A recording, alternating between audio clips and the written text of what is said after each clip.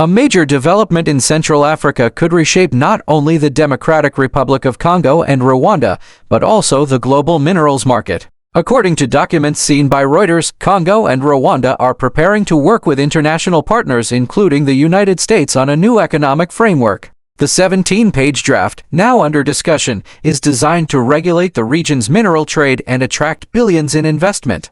This comes just months after a Washington-brokered peace deal, signed in June under President Donald Trump's administration, aimed at halting deadly conflicts in eastern Congo and opening the door for large-scale Western financing. The region is rich in tantalum, cobalt, gold, copper, and lithium resources that power smartphones, electric vehicles, and clean energy technologies. But those same minerals have also fueled decades of war, corruption, and exploitation. Shout out to our dear subscribers.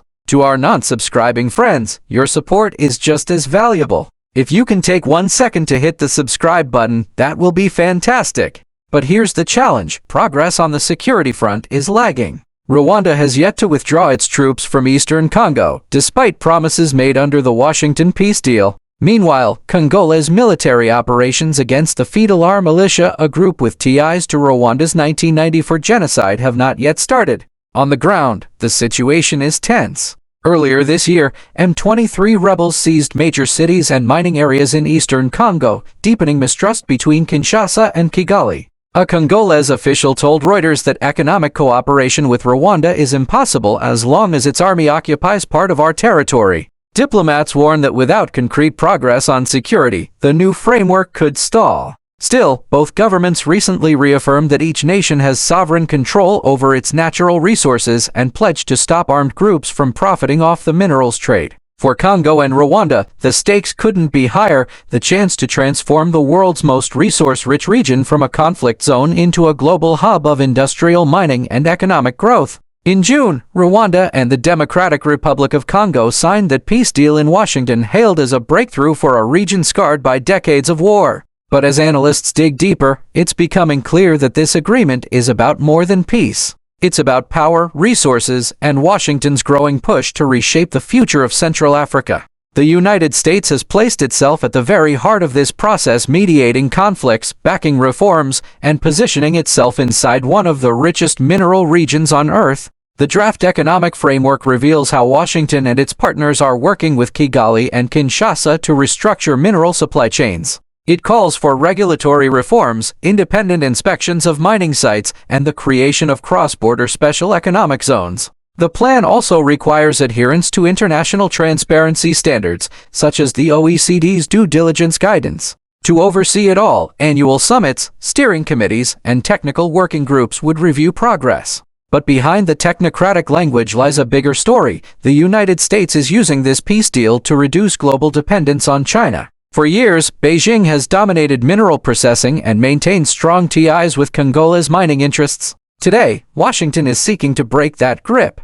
By pushing reforms and transparency, the U.S. hopes to shift Congo's mineral flows away from Chinese companies and toward American firms. Masad Boulos, a senior advisor for Africa in President Trump's administration, confirmed this, saying the U.S. is pursuing deals that not only promote transparency but also secure American interests while stimulating local economies. Experts agree. Mavemba Fezo Dizoleli, a senior fellow at the Center for Strategic and International Studies, notes that Western powers are turning their attention to Congo's resources because they are critical to national security. The Trump administration's classification of cobalt and lithium as vital minerals has only intensified this push. This is not just a minerals strategy, it's geopolitics. By tying peace efforts to economic reforms, Washington is advancing what some call a minerals for security partnership, stability in exchange for U.S. influence. Still, there are doubts. A Western diplomat told Reuters bluntly, "This is as much about geopolitics as it is about peace."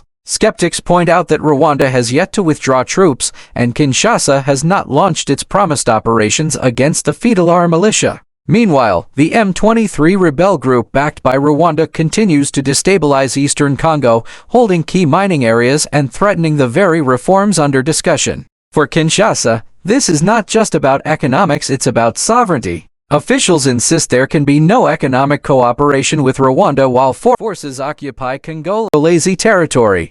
And yet, the stakes remain enormous. The DRC supplies more than 70% of the world's cobalt. Rwanda, though smaller, has played an outsized role in tantalum and tin markets. Together, they sit on resources that could determine the pace of the global energy transition. By cleaning up supply chains and implementing strict transparency, both governments hope to unlock billions of dollars in Western investment. That money, if it arrives, could transform the Great Lakes into a global hub for ethical mining and industrial growth. But the path forward is uncertain. Peace agreements in the region have failed before. Mistrust between Kinshasa and Kigali runs deep, and competing global powers, especially China, will not easily step aside.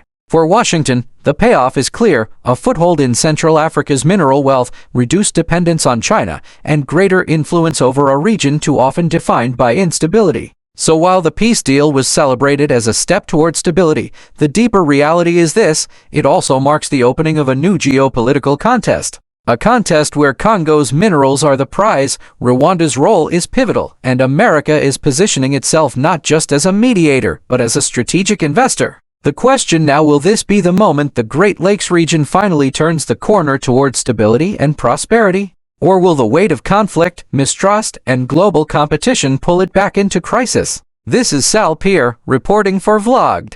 Thank you for watching. Don't forget to subscribe to the channel, like and share our videos. We appreciate your support so much.